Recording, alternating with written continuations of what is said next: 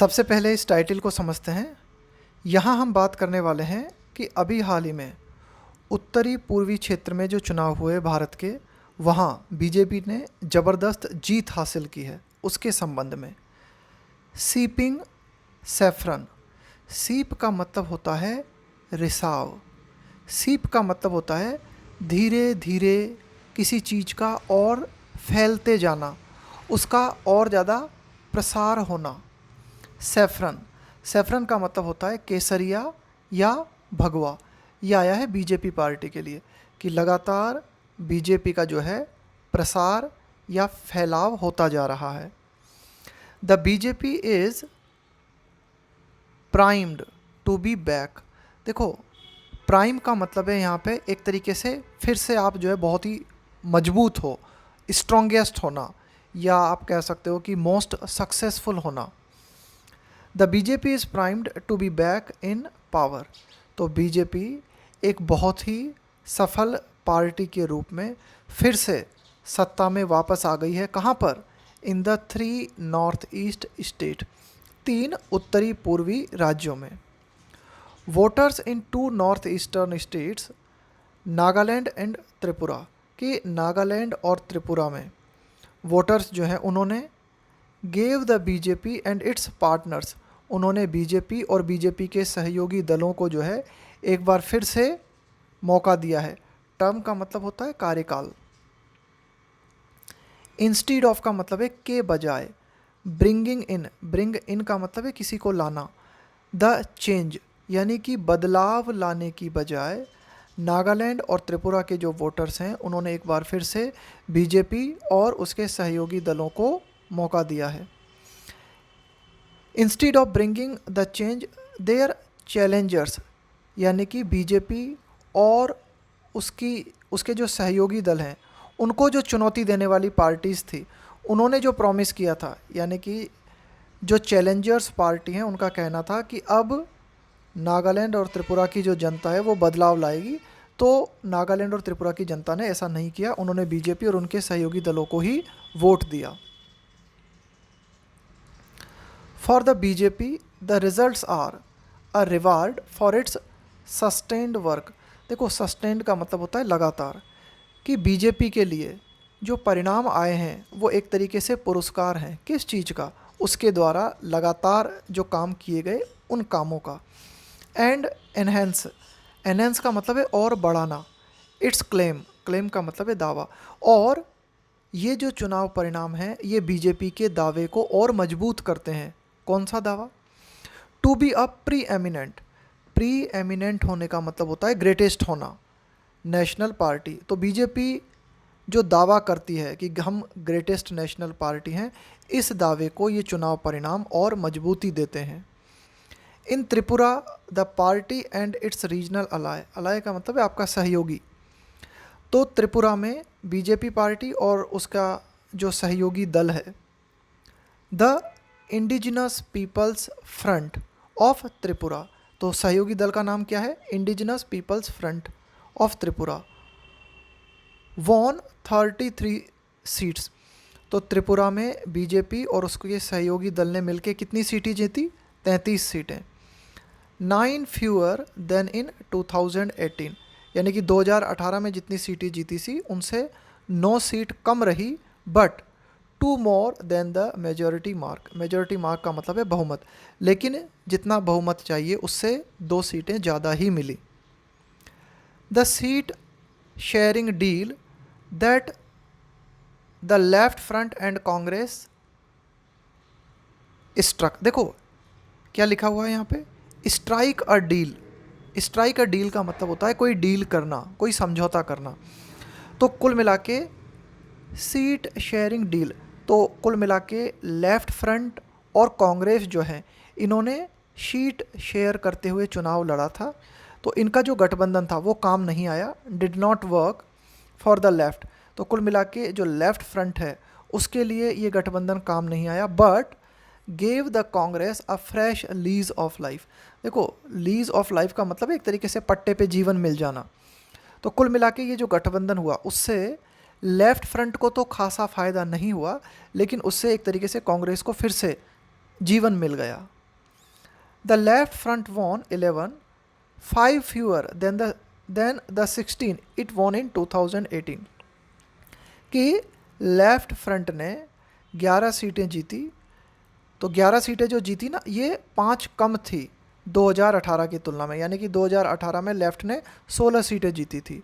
While Congress won 3 as against none 5 years अगो, जबकि कांग्रेस ने वर्तमान में 3 सीटें जीती। और अगर हम बात करें 2018 के चुनाव की, तो उस समय कांग्रेस ने बिल्कुल भी कोई भी सीट नहीं जीती थी। The Tipra Motha, a new party, won 13 of the 42 seats it contested। Tipra Motha एक नई पार्टी है, इसने 42 में से 13 सीटें जीती। won 13 of the 42 seats it contested। टिपरामोथा जो है, इसने 42 सीटों पे चुनाव लड़ा और 42 में से 13 पे जीत दर्ज की। इन द ट्राइबल रीजन, है ना, जनजातीय क्षेत्रों में। The BJP victory can be attributed to, BJP की जो जीत है उसका श्रेय, एट्रीब्यूट का मतलब है श्रेय देना, कारण बतलाना। तो बीजेपी की जीत का कारण या बीजेपी की श्रेय का, या बीजेपी की जो जीत है उसका श्रेय हम किसे दे सकते हैं? To an improved law and order situation, कि वहाँ के क्षेत्र में कानून व्यवस्था में और ज़्यादा सुधार होना, यानी कि उन्नत कानून और व्यवस्था एक कारण हम गिना सकते हैं बीजेपी की जीत का। इसके अलावा कैश इंसेंटिव, इंसेंटिव का मतलब है एक तरीके से किसी को प्रोत्साहन देना। कैश इंसेंटिव्स या फिर कैश यहाँ पे इसका मतलब हो जाएगा भत्ता। Such as monthly social allowance of ₹2000 for the poor. अब देखो क्या है कि कैश इंसेंटिव्स दिए गए, यानी कि भत्ते के रूप में जो पैसे बीजेपी ने दिए, जैसे कि महीने में क्या किया गया, social allowance of ₹2000 for the poor, कि जो गरीब लोग हैं उनको 2000 रुपये पर मंथ दिए गए। एंड प्रोवाइडिंग, और उपलब्ध कराना क्या, 1.6 लाख हाउसेस अंडर द प्रधानमंत्री आवास योजना। प्रधानमंत्री आवास योजना के तहत 1.6 लाख घर जो है वो उपलब्ध कराए गए। The party also appears to have consolidated, consolidate करने का मतलब होता है समेकित करना, मिला लेना चीज़ों को और मजबूती देना। द नॉन ट्राइबल वोटर्स, कि बीजेपी पार्टी ऐसा प्रतीत होती है कि उसने मिला लिया है, समेकित कर लिया है, जो नॉन ट्राइबल वोटर्स हैं उसको भी अपनी ओर आकर्षित कर लिया है। Who are unnerved by the rise of the Motha. देखो, अननर्व्ड का मतलब होता है प्रभावित नहीं होना, है ना। अननर्व्ड का who are unnerved by the rise of the Motha. तो कुल मिला के जो नॉन ट्राइबल वोटर्स हैं, देखो किसी को अननर्व कर देना वर्ब है ये, किसी को अननर्व कर देने का मतलब होता है किसी को और ज़्यादा चिंतित कर देना, है ना, उसको और ज़्यादा लेस कॉन्फिडेंट महसूस कराना। तो बीजेपी ऐसा प्रतीत होती है कि उसने नॉन ट्राइबल वोटर्स को भी अपने में मिला लिया है। हु आर अननर्व्ड, जो कि एक तरीके से चिंतित प्रतीत होते हैं, लेस कॉन्फिडेंट प्रतीत होते हैं, डरे हुए प्रतीत होते हैं। किस चीज़ से? Bye the rise of the Motha, Motha party के उदय से। क्योंकि ये जो मोथा पार्टी है ना, ये खास करके ट्राइबल क्षेत्र में इसकी अच्छी पकड़ है, तो ऑटोमेटिकली जो नॉन ट्राइबल वोटर्स हैं वो एक तरीके से बीजेपी की तरफ चले गए। इन मेघालय, मेघालय में हमें क्या देखने को मिला? Charges of corruption against the National People's Party by allies, कि भाई मेघालय में आरोप लगाए गए थे, करप्शन के आरोप लगाए गए थे। किस पे? एनपीपी के ऊपर, उसके सहयोगी दलों के द्वारा। देखो, मेघालय में एनपीपी की सरकार थी और कुछ सहयोगी दल भी थे। तो जो सहयोगी दल थे उन्होंने एनपीपी के ऊपर भ्रष्टाचार का आरोप लगाया, और जो ये चुनाव हुए हाल ही में, ये चुनाव जो है सभी ने अलग अलग लड़े। एंड राइवल्स का मतलब है प्रतिद्वंद्वी, अलाइक डिड नॉट वर्क। तो एनपीपी के ऊपर भ्रष्टाचार के आरोप लगाए गए थे, किनके द्वारा? उसके सहयोगियों के द्वारा और उसके प्रतिद्वंदियों के द्वारा। लेकिन ये जो आरोप लगाना था, यानी कि ये जो आरोप लगाए गए थे ना, इसने काम नहीं किया। The NPP won 26 seats, NPP ने मेघालय में 26 सीटें जीती। 6 मोर देन इन 2018, 2018 की तुलना में 6 सीट ज़्यादा एनपीपी को मिली। वाइल इट्स अलाइज, जबकि एनपीपी के जो सहयोगी दल हैं इन द आउटगोइंग गवर्नमेंट, यानी कि एनपीपी की ये जो सरकार है जो कि ख़त्म हो रही है, इसमें उसके जो सहयोगी दल थे कौन कौन, United democratic party and the BJP. तो कुल मिला के वर्तमान में ये जो एनपीपी की सरकार थी उसमें इसके सहयोगी दल थे यूडीपी, यूनाइटेड डेमोक्रेटिक पार्टी और बीजेपी। इनको कितने वोट मिले, यूनाइटेड डेमोक्रेटिक पार्टी को मिले 11 वोट और बीजेपी को मिले 2 वोट रेस्पेक्टिवली। तो कुल मिला के एनपीपी जो है इसका दबदबा बना रहा। दे ऑल फॉट, ये सारी की सारी जो पार्टीज़ हैं यानी कि NPP, BJP, United democratic party, they all fought the election separately, इन्होंने सभी ने इलेक्शन जो है पृथक रूप से लड़ा। The NPP's pan Meghalaya presence, pan Meghalaya का मतलब है यहाँ पे पूरे मेघालय में, कि एनपीपी की जो उपस्थिति है पूरे मेघालय में अक्रॉस 2 हिल रीजन्स, खास करके 2 पहाड़ी क्षेत्रों में। अब ये जो 2 पहाड़ी क्षेत्र हैं यहाँ पे डोमिनेंस देखने को मिलता है हमें। डोमिनेंस का मतलब है इन्फ्लुएंस, वर्चस्व, प्रभाव, by the Garo and the खासी जयंतिया कम्युनिटीज़, यानी कि 2 पहाड़ी क्षेत्रों की अगर हम बात करें मेघालय में, यहाँ पे हमें डोमिनेंस देखने को मिलता है गारो और खासी जयंतिया जो कम्युनिटीज़ हैं इनका।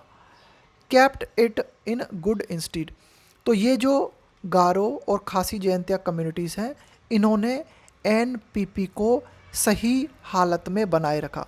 देखो, keep someone in good stead, इसका मतलब ये होता है कि एक तरीके से किसी के लिए सहायक सिद्ध होना, एक तरीके से है ना, उसके काम आना। तो कुल मिला के ये जो जनजातियां हैं इनका सहयोग एक तरीके से एनपीपी को प्राप्त हुआ। While the Trinamool Congress attempt, Trinamool Congress party ने जो प्रयास किया, टू गेन का मतलब है प्राप्त करना, अ फुट होल्ड का मतलब है पकड़, फाल्टर्ड का मतलब है लड़खड़ाना। तो तृणमूल कांग्रेस पार्टी के द्वारा मेघालय में अपनी पकड़ जमाने का जो प्रयास किया गया, तो ये प्रयास जो था वो लड़खड़ा गया। ऐसा इसलिए हुआ as it was seen, Trinamool Congress party को देखा गया एक ऐसी पार्टी के रूप में जो कि पश्चिम बंगाल से है।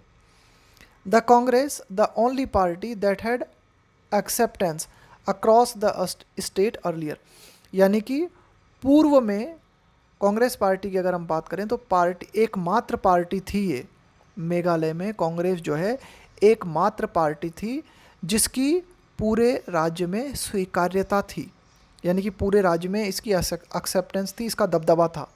इज़, लेकिन अब जो कांग्रेस है, इज़ नाउ अ पेल, पेल का मतलब है बहुत ही कमज़ोर पड़ जाना, बहुत ही मुरझा जाना।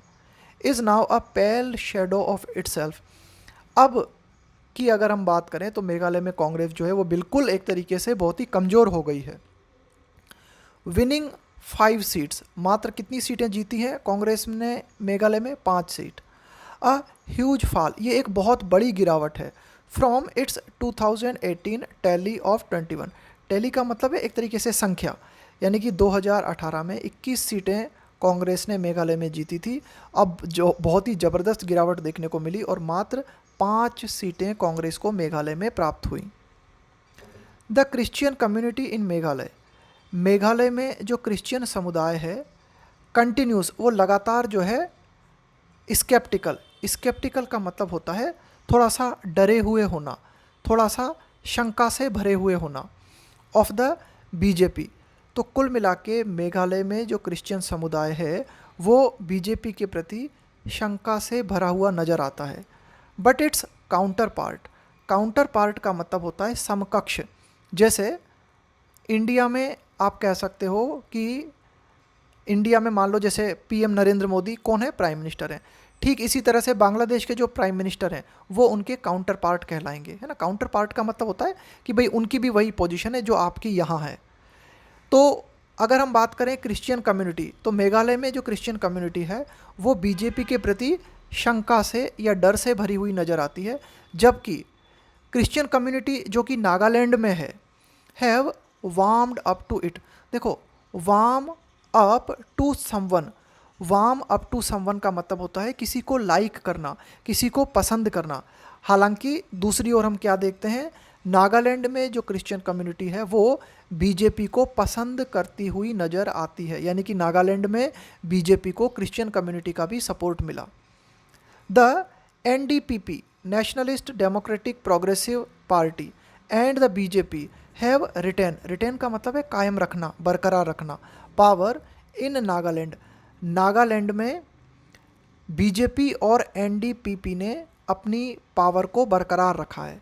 अ स्टेट, नागालैंड की अगर हम बात करें तो ये एक ऐसा राज्य है विच हैड सीज्ड का मतलब है इस चीज़ को रोक देना, इस चीज़ को ख़त्म कर देना। To have an opposition in the outgoing assembly. देखो नागालैंड में जो सरकार वर्तमान में समाप्त हो रही है ना, आउटगोइंग असेंबली का मतलब है जो असेंबली ख़त्म हो रही है, तो इस ख़त्म होती हुई असेंबली में विपक्ष हमें देखने को नहीं मिल रहा था, है ना। विपक्ष जो है पूरी तरीके से लगभग ख़त्म हो गया था। The BJP equalled it's 2018 score of 12 seat. BJP ने बराबरी की, यानी कि नागालैंड में बीजेपी को 2018 में 12 सीटें मिली थी, तो इस वर्तमान में भी बीजेपी ने उतनी ही सीटें प्राप्त कर ली। वाइल जबकि द एनडीपीपी वॉन 25, जबकि एनडीपीपी ने नागालैंड में वर्तमान में 25 सीटें जीती, 7 मोर देन इन 2018, यानी कि 2018 की तुलना में 7 अधिक सीटें एनडीपीपी ने वर्तमान चुनावों में प्राप्त की। The rest of the seats in the 60 member assembly.